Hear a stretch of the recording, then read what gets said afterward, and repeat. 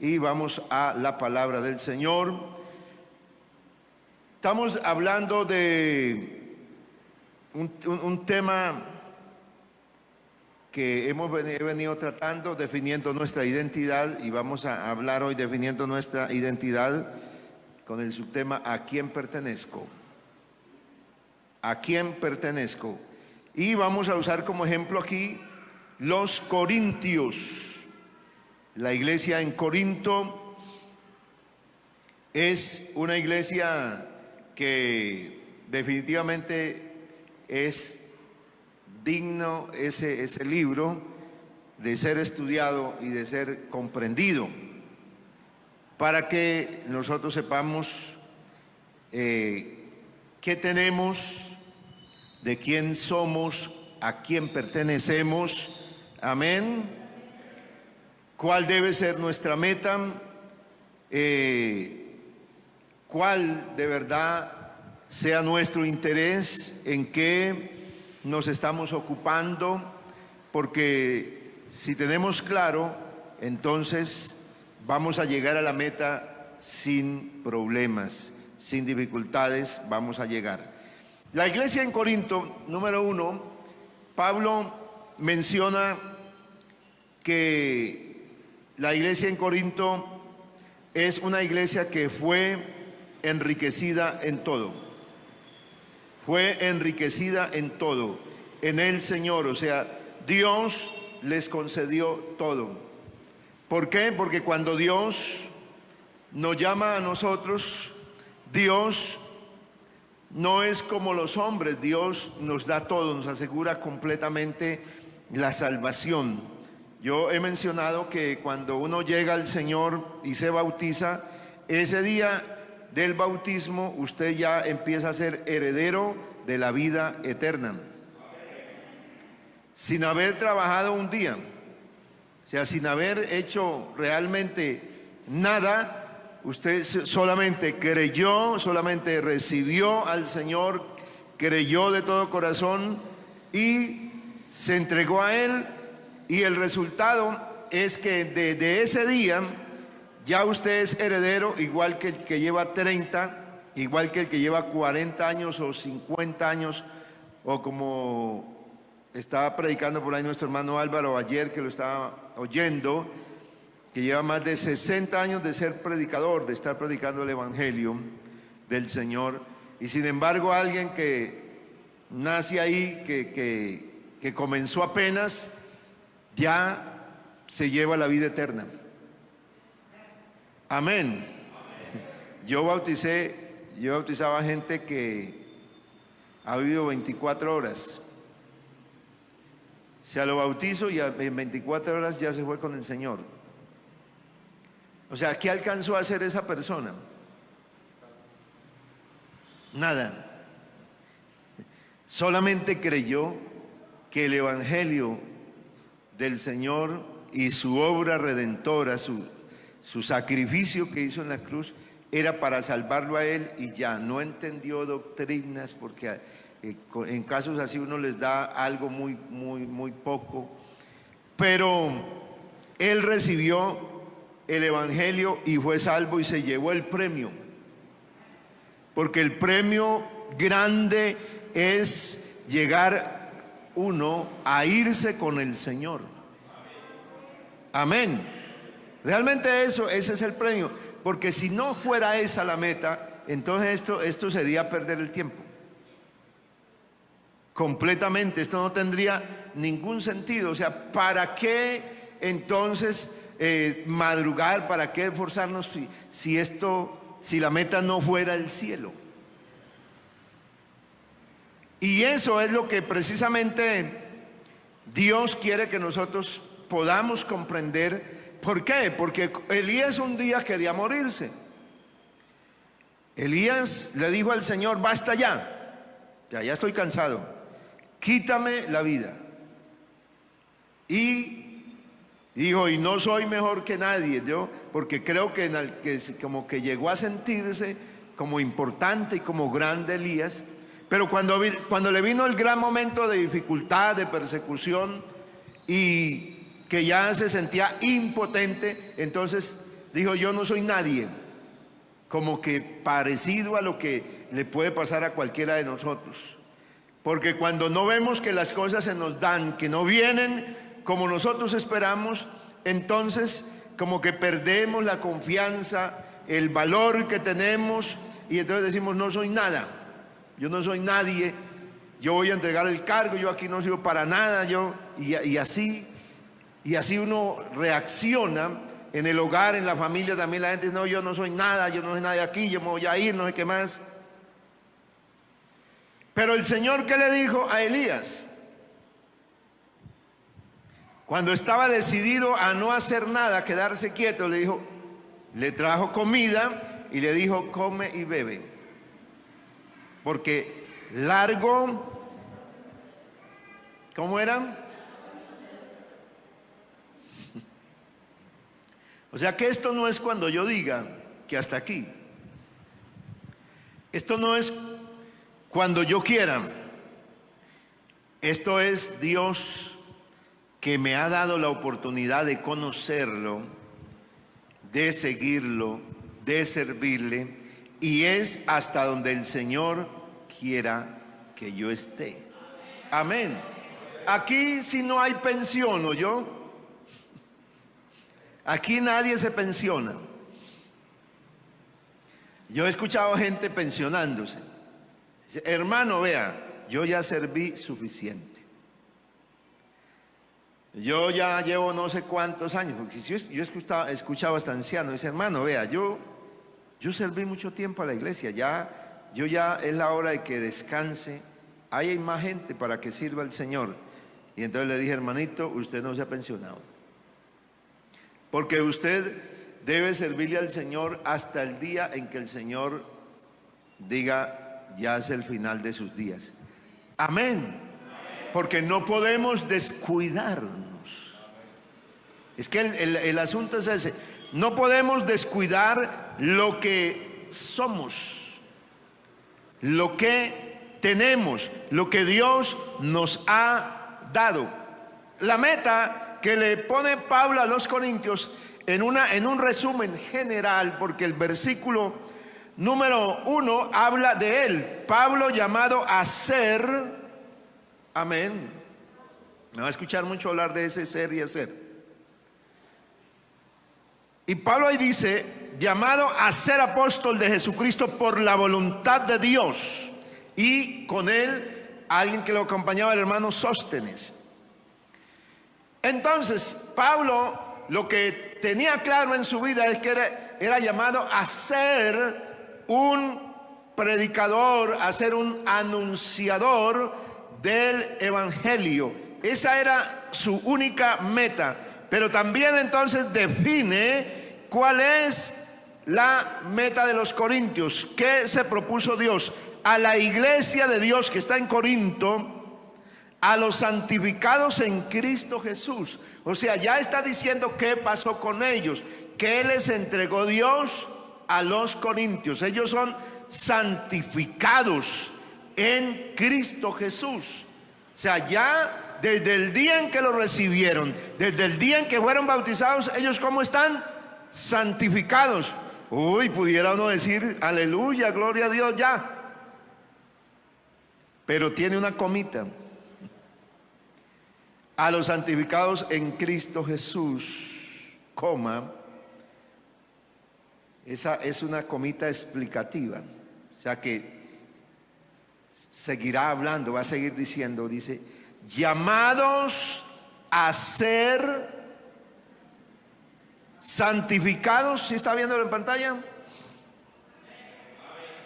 Bueno, yo no tengo, pero en pocos días tendré. Tendremos aquí pantalla, ¿vio?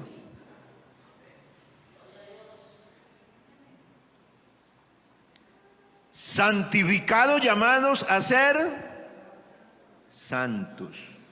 ¿Cómo es eso? Ya están santificados, pero son llamados a ser. O sea que la meta para los corintios es llegar a ser santos. ¿Están santificados? Sí, porque fueron santificados en Cristo cuando lo recibieron en el bautismo. Pero necesitan llegar a ser santos. Y vamos a ver si eso era solo para los corintios o era para alguien más. Con todos los que en cualquier lugar invocan el nombre de nuestro Señor Jesucristo, Señor de ellos y nuestro. ¿Quiénes invocan el nombre del Señor Jesucristo? O sea que la meta que estableció Pablo para los corintios es extensiva a todos los que en cualquier lugar. En este inicio, en esta introducción de Pablo a la carta, ya está diciendo claramente que involucra a todo lo que se llama iglesia del Señor. Gloria a Dios. A los cuales Dios nos concedió eso, llegar a tener las más grandes bendiciones, las más ricas bendiciones, pero aunque nos cansemos, aunque sintamos la fatiga, aunque sintamos la angustia y muchas cosas puedan llegar a nuestra vida, no podemos perder la meta, o sea, el horizonte para dónde es que vamos. Porque de nada sirve con que alguien hubiera sido bautizado. Dice, no, yo fui santificado, pero fue santificado, pero hoy es santo. La meta no es lo que pasó ayer, es lo que soy hoy. Porque ayer me bauticé con un gozo grande, con un deseo inmenso, con unas ganas de amar al Señor, de servirle, pero hoy es lo que debe definir quién soy hoy. Hoy también puedo decir eso, que soy santo. Esa es. Lo que uno tiene que tener claro es el hoy, porque uno no puede vivir de ayer. Por eso Pablo dice, ciertamente olvidándome de lo que queda atrás, prosigo a la meta del supremo llamamiento en Cristo Jesús. O sea que nuestra meta no es quedarnos en el ayer. Yo fui bautizado. ¿Y qué? Yo recibí el Espíritu Santo. ¿Y qué pasó? Yo serví al Señor. ¿Y qué? Y hoy es hoy el que tiene que hacernos reflexionar de qué hemos recibido, y ahí se está definiendo a quién pertenezco hoy, de quién soy hoy. Recuerda lo que predicamos el jueves. El egipcio que pertenecía a los amalecitas, y entonces le preguntaron, ¿quién eres tú? Dice, soy un egipcio. ¿Quién era él? Soy un egipcio, siervo de un amalecita, y me dejó mi amo. O sea, él pertenecía a un pueblo, a un ejército, a una ciudad, pero lo abandonaron y ya no pertenecía a ellos. Pero gracias a Dios que ese día cayó en manos, que fue el tema que hablamos, depende de que en manos de quien tú estés. Así que la Biblia es clara en hablarnos a nosotros para poder identificarnos. Pero cosa difícil es poder definir la identidad, a quién pertenezco. Vamos a aterrizar esto con algunos ejemplos. ¿Cuáles son los problemas de los seres humanos en general, de la humanidad, con respecto a la identidad en relación a los demás? Y es que uno cree, mire, escúcheme bien lo que le voy a decir, que va a sonarle raro. Uno cree que no le pertenece a nadie. Dice, uy, no, yo no he creído nunca eso. Y realmente en la concepción, en la forma de creerlo. No, no, yo pertenezco al Señor, yo pertenezco a una familia. Pero mire cómo actuamos. Uno entonces no cree que pertenece a nadie. ¿Por qué? Porque uno tiene un sentido o un concepto equivocado de la libertad. Libertad. Y la libertad es soy libre. Libertad es eso. Yo cuando predicaba en la cárcel, me decían los internos, ahora no se llaman los presos, sino los internos, me decían, ¿cómo está la libertad? Porque ellos anhelan la libertad. Y le dicen a uno, ya me va a llegar la libertad. Porque el concepto de libertad es donde uno puede hacer como lo que quiera, como que soy libre, estoy libre, yo puedo ir para donde quiera. El ser humano tiene un concepto de libertad equivocado. ¿Por qué? Porque al definirse como un ser libre, entonces define que si es libre puede hacer lo que quiera. Cuando uno no conocía a Dios, la mayoría decíamos, yo hago con mi vida lo que yo quiero. Pero conociendo al Señor nos dimos cuenta que tenemos un concepto muy equivocado. Sin embargo, ya estando en el Señor, manejamos conceptos tales como una cosa que sucede en la mayoría de la sociedad, una cosa que aflora en el ser humano, o sea que se ve, porque la flor en un árbol es lo que hace que cause que llame la atención. Cuando un árbol está florecido, llama la atención para uno mirarlo, porque la flor de todas maneras es como la belleza de un árbol, es lo que atrae. El ser humano tiene un florecimiento, pero en ese florecimiento lo que se muestra es el egoísmo. Porque el ser humano tiende a ser muy egocentrista.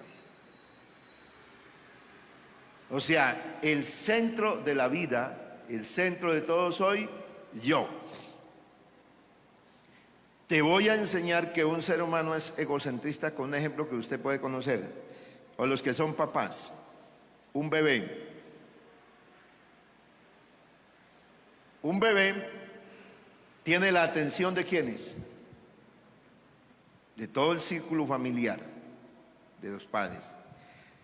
Y todo lo que se mueve en esa familia es alrededor del bebé. Entonces, si el bebé medio pega un sonido, el bebé va creciendo y él sabe que hay una forma de él calmarse. Él no puede expresar nada, no, porque no tiene conciencia, pero él emite un sonido, llanto. El llanto para él atrae todo lo que necesita. El bienestar del bebé lo consigue llorando. Así que él está enfermo, le duele algo y llora. Tiene hambre y llora. Tiene sueño y llora. No quiere estar donde lo pusieron y llora. Entonces hay una reacción, pero hay también otra reacción de parte de la mamá, de los que están ahí, y corren a atender el bebé. Entonces el bebé empieza a crecer y se empieza a volver el centro de atención. Entonces cuando ya lo llevan a la iglesia, ¡ay, tan lindo el bebé! Y todo el mundo quiere como cogerlo, ¿cierto? Por ahí está el bebé de quién es, del hermano Luis Eduardo. Y él apenas vino a la iglesia, pocos lo conocen, pero eso llama la atención, el bebé. porque se vuelve el centro de atención. Así que cualquier cosa que haga, el problema es que al bebé, después de un tiempo, porque todo el mundo está rodeándolo a él, todo el mundo tiene concentrada la atención sobre él. ¿Qué piensa el bebé? Que él es el centro del mundo. Claro, no tiene capacidad de esto, pero cuando le nace un hermanito,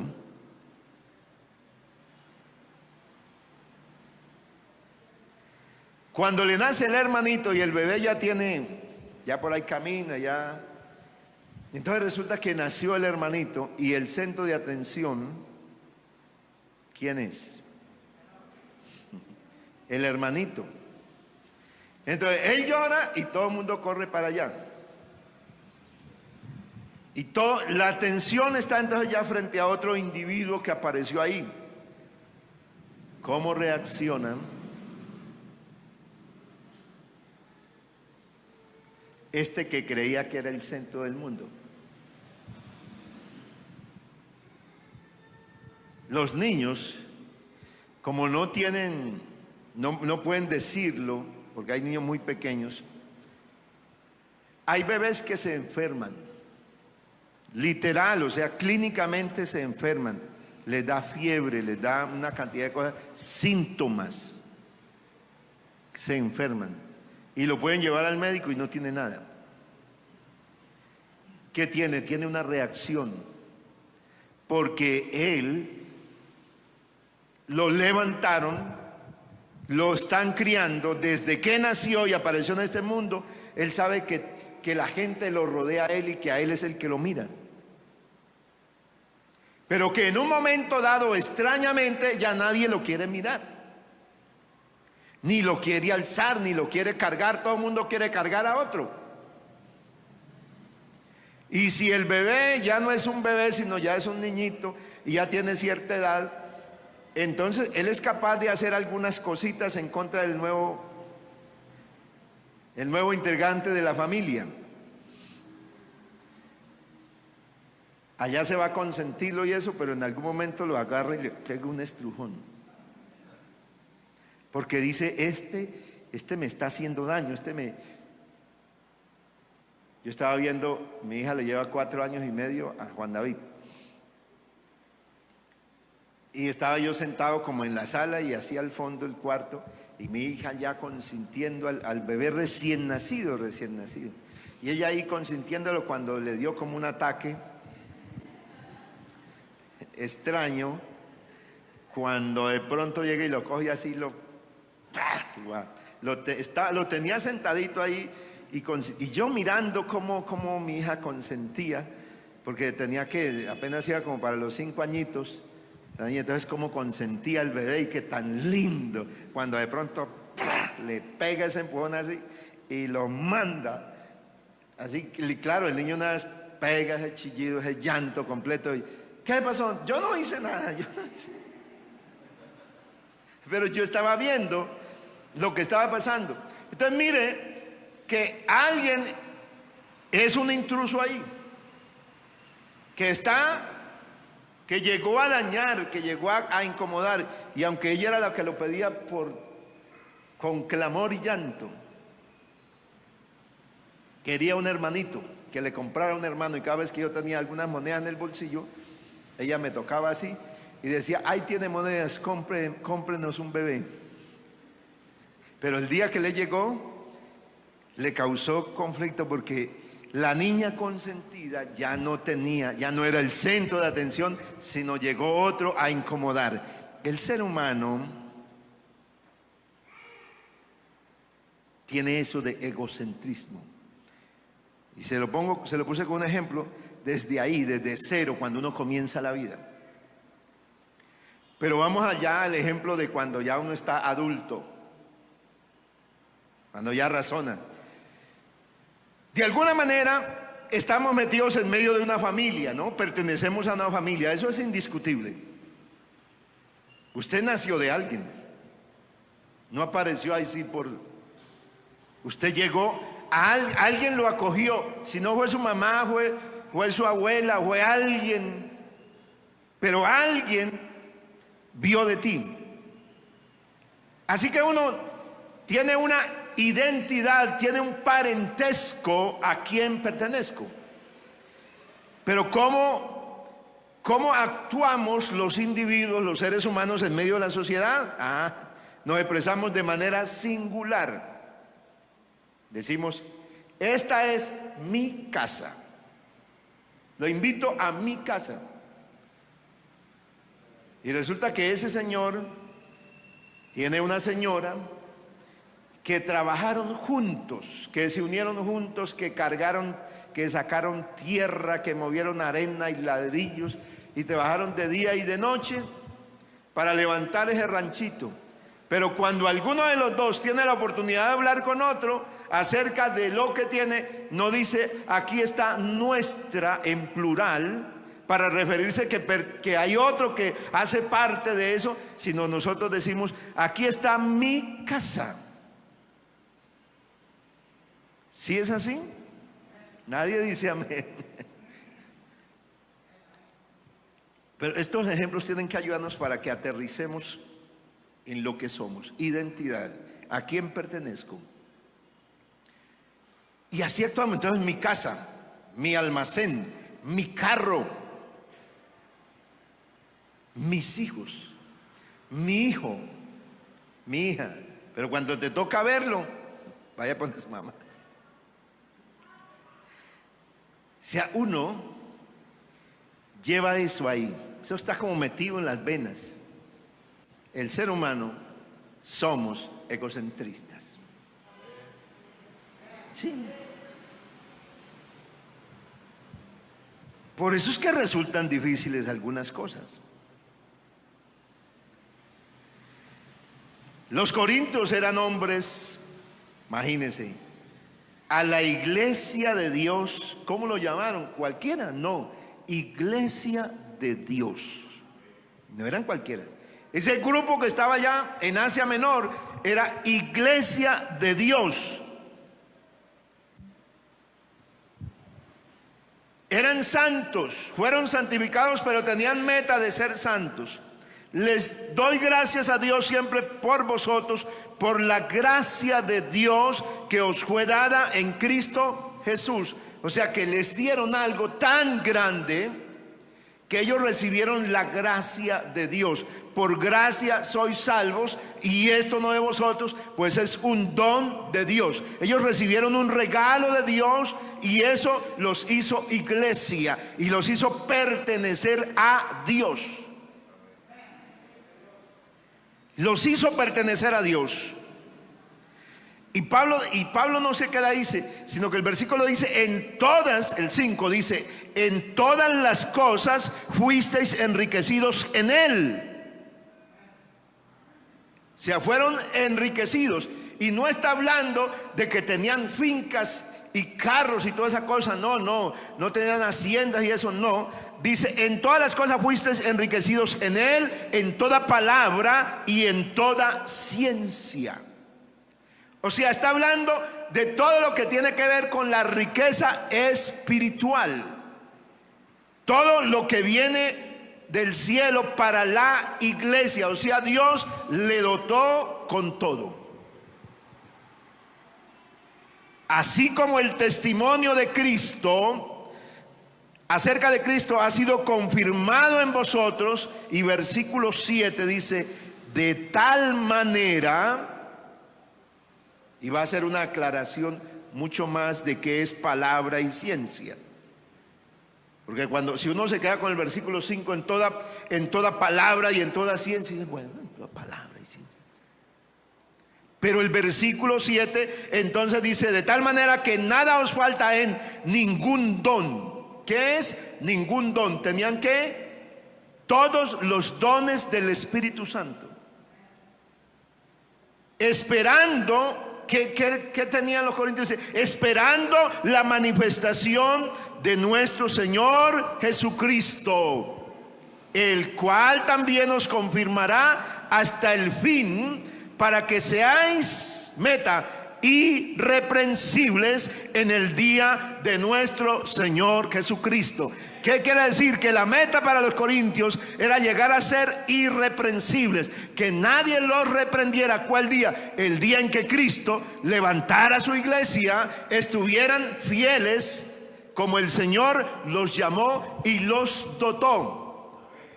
O sea, que no tenían nada, los hizo parte de su pueblo, los hizo su iglesia y puso en ellos todo lo que se necesita para que puedan ser lo que el Señor quiere, ser santos.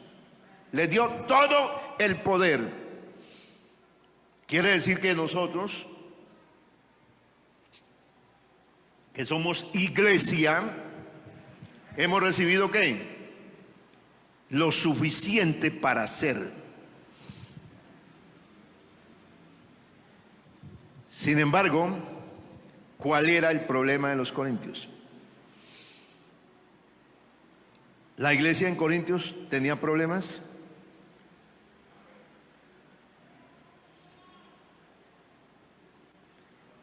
No tenían claro a quién pertenecían. Oye, siendo tan espirituales, porque es que nosotros tenemos una gran confusión de qué es ser espiritual. Nosotros pensamos que espiritual es alguien que cuando se paró aquí hizo que pasara algo extraordinario allá con todos. Dice, qué hombre tan espiritual. Déjeme decirle que eso no es verdad. Los voy a desencantar de una vez, porque espiritual no es eso.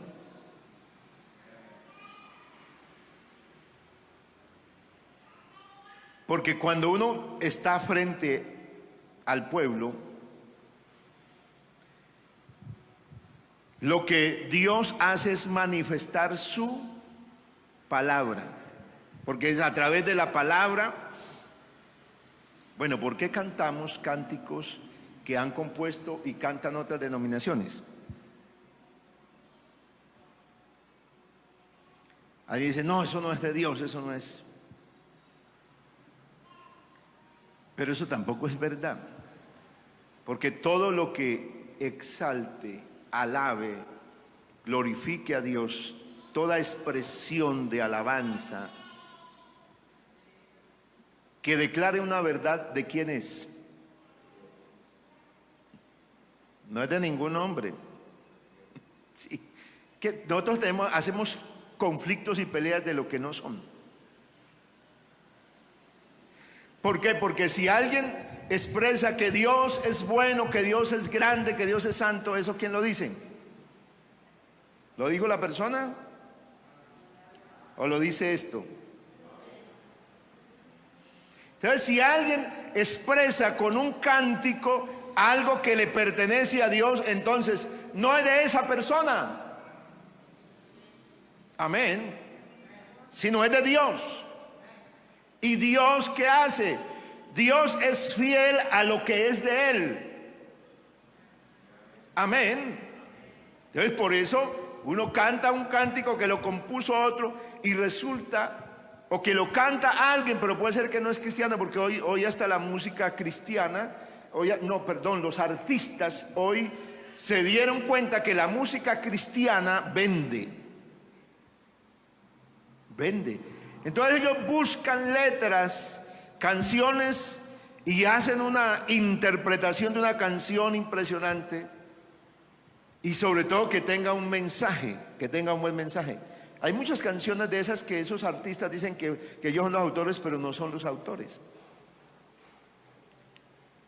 Son gente humilde, temerosa de Dios, que en algún momento sí han escrito cosas, pero como son gente que no van a salir, nunca van a ser reconocidos.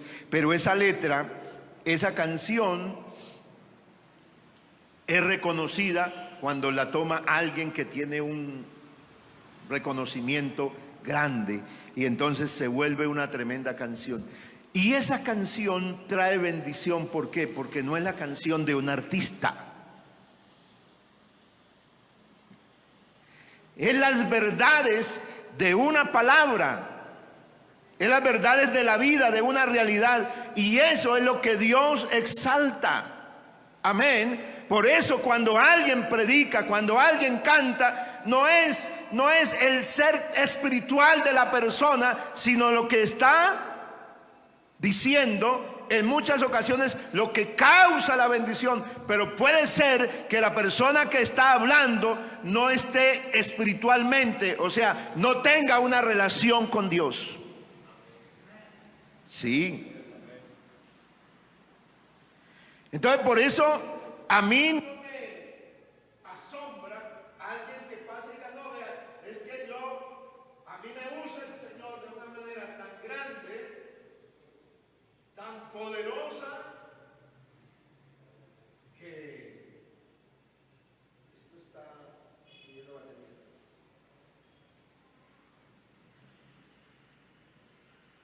Que solamente escúcheme, pastor. Deme la oportunidad.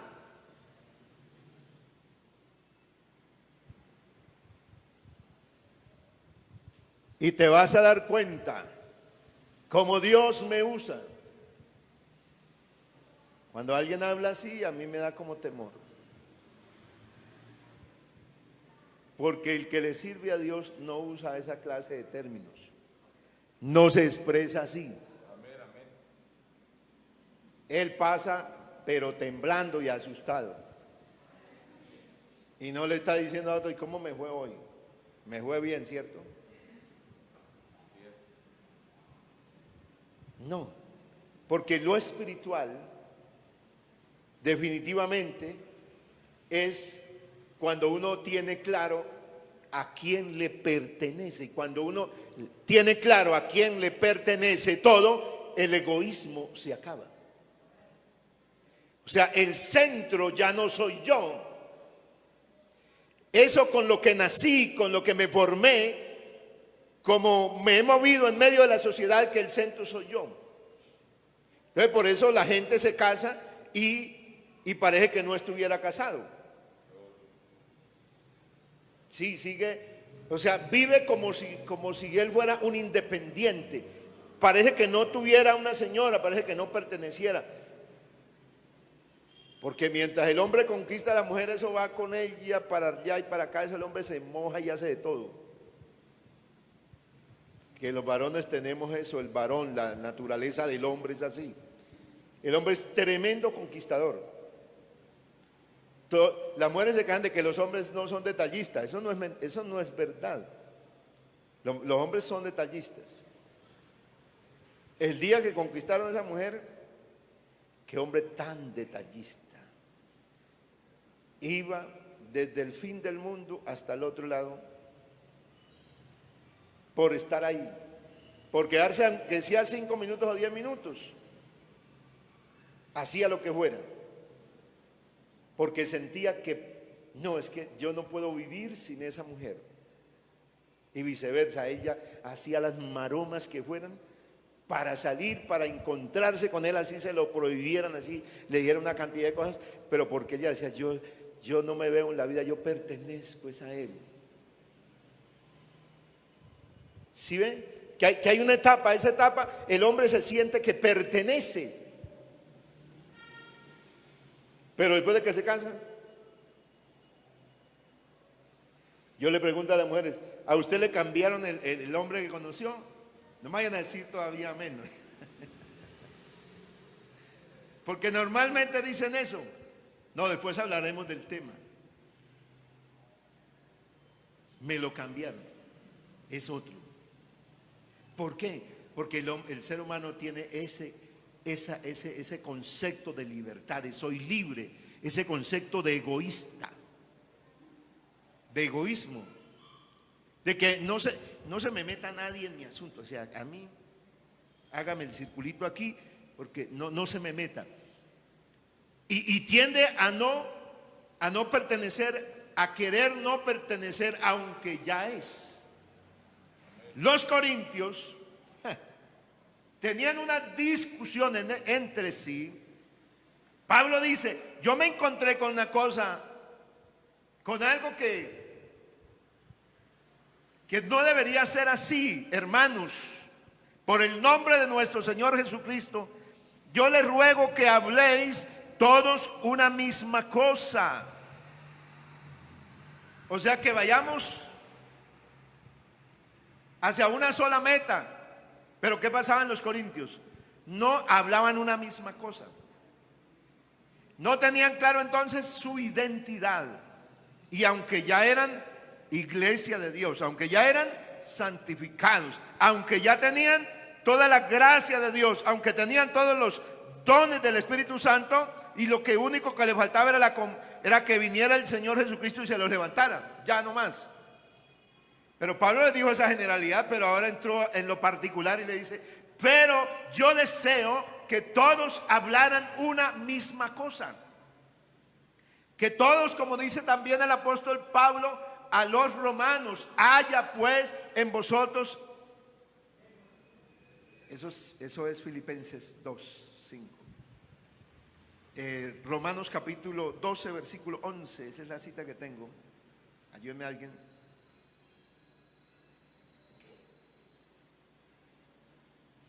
Bueno, todavía me ayudan mi memoria para los números.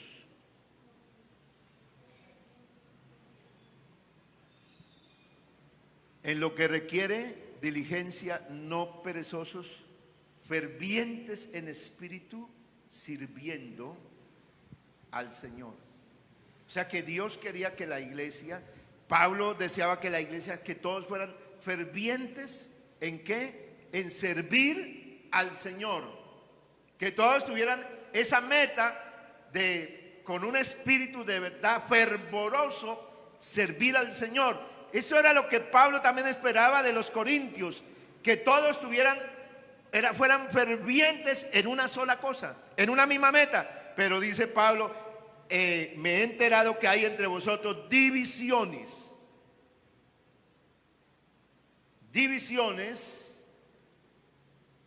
Yo quisiera que no hubiera entre vosotros divisiones, sino que estéis perfectamente unidos en una misma mente y en un mismo parecer. Eso era lo que Dios anhelaba para los corintios, que estuvieran en una misma meta, en un mismo parecer, pero no, dice, yo he sido informado de que entre vosotros hay contiendas. Quiere decir, mire a quién pertenecían los corintios. Problema de identidad. No tenían la identidad clara a quién pertenecían. Algunos decían, yo soy de Pablo. En la iglesia de Corintio había un grupo que decía, yo soy de Pablo. Y otro, ay Dios mío, yo soy de Apolos. Y otros, yo soy de Cefas. Y otros, yo soy de Cristo. 4. Una iglesia llena del Espíritu Santo, donde la gente hablaba en lenguas, porque si usted mira toda la carta, la iglesia de Corinto hablaba en lenguas desde el que estaba parado en la puerta de Ujier hasta el último. Tanto era la hablación en lenguas que Pablo dijo, bueno, párenle y hablen por turno, porque era el don que más se resaltaba. Entonces quien hablara en lenguas era el más grande entre los corintios. Sin embargo, ellos tenían todos los dones del Espíritu Santo. Pero esos hermanitos que eran tan espirituales no tenían definición a quién pertenecían. Porque el uno decía, yo soy de Apolos, yo soy de Pablo. O sea, llegó el hermano Pablo. Ay Dios, ese hermanito, porque ese Pablo, según los historiadores, era bajito, calvo, pero impresionante. No le daba miedo decirle la verdad al que fuera en la cara. Estaba acostumbrado a vivir en las prisiones, pero estaban otros hombres, como Apolos. Y Apolos no era como Pablo. Era un hombre más tierno, más suave, más enseñador. Entonces la gente decía, no, a mí no me gusta Pablo. Se volvieron seguidores y en Corinto se dividieron en 4. La iglesia en Corinto estaba dividida. No tenía su identidad clara. Estaban en 4 grupos. Y entonces por eso decía, yo soy, no, es que a mí no me gusta. Ahora que llegó ese pastor nuevo no me gusta. Porque ese no es como el hermano este, como el hermano aquel, como el hermano él. Yo por eso, y hay gente que se deja trabajar tanto que eso le termina haciendo daño. Y lo que Dios de verdad busca en la iglesia es que podamos definirnos de que somos de Cristo. Pero eso tiene que llegar a vivirse en lo práctico. En lo práctico. O sea, empezar a tener sentido de pertenencia. De que yo pertenezco a una familia, de que yo pertenezco. Cuando uno empieza a tener sentido de pertenencia, las cosas cambian totalmente. Porque yo empiezo a valorar lo que tengo y la posición que adquirí. Y esto es lo que Dios quiere que la iglesia pueda empezar a valorar. Que pueda salir de la confusión a quién pertenezco yo. Porque cuando no hay eso, entonces uno empieza a matricularse aquí, a matricularse allá y a matricularse. Entonces yo pertenezco al culto de los jóvenes. Yo pertenezco al culto de las Dorcas, yo pertenezco al culto de escuela dominical, y uno selecciona cuál es el culto que va.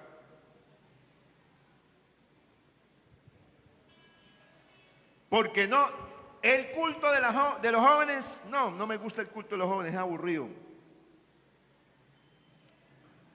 A mí me han dicho, oiga pastor, ¿usted cuándo predica? Dígame los días que usted predica. Ah, bueno, es que yo esos días voy a venir. Pero otros cultos a mí no me gustan.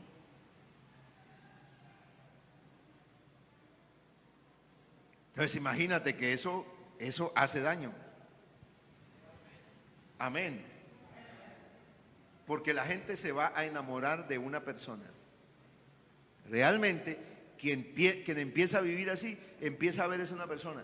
Y entonces va a cualquier otra parte. No, pastor, no, yo me vine fue para acá porque eso, como usted predica, no, yo no encuentro. Y uno empieza a mirar que esa persona está idolatrando a un hombre. Y sin quererlo le está rindiendo cultos a él.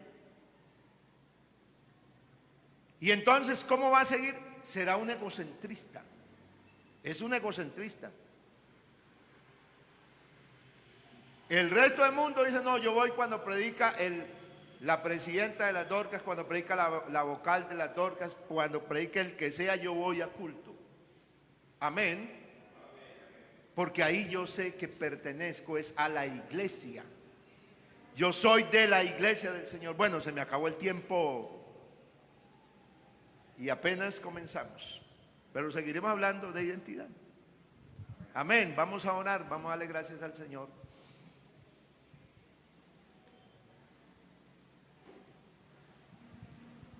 No por tener los dones del Espíritu Santo, no por ser el gran predicador, significa que yo sea un hombre espiritual. Porque si tengo egoísmo, si tengo envidia, si saludo a unos y a otros no, es que yo pertenezco a este grupo, no que yo me charlo es con estos.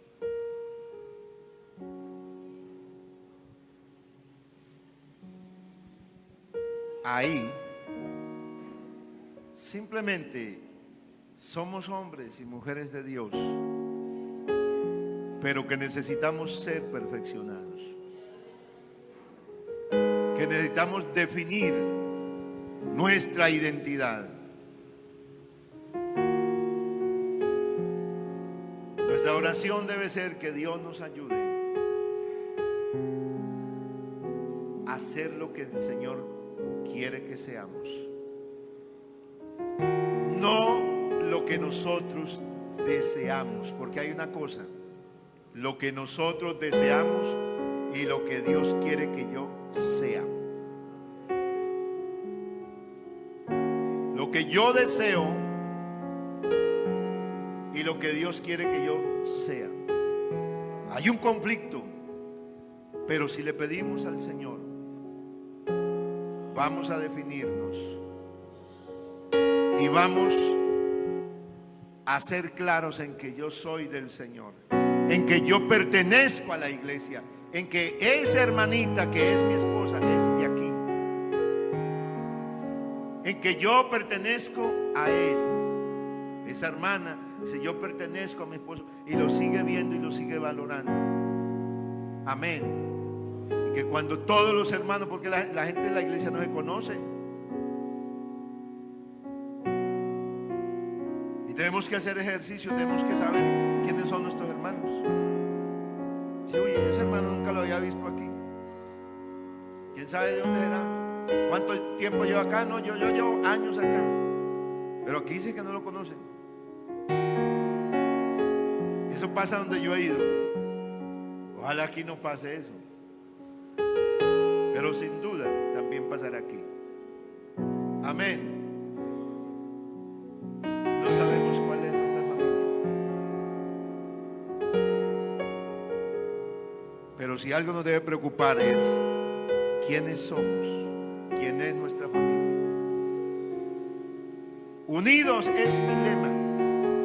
¿Oyó? Unidos. Que seamos uno es lo que yo he aprendido.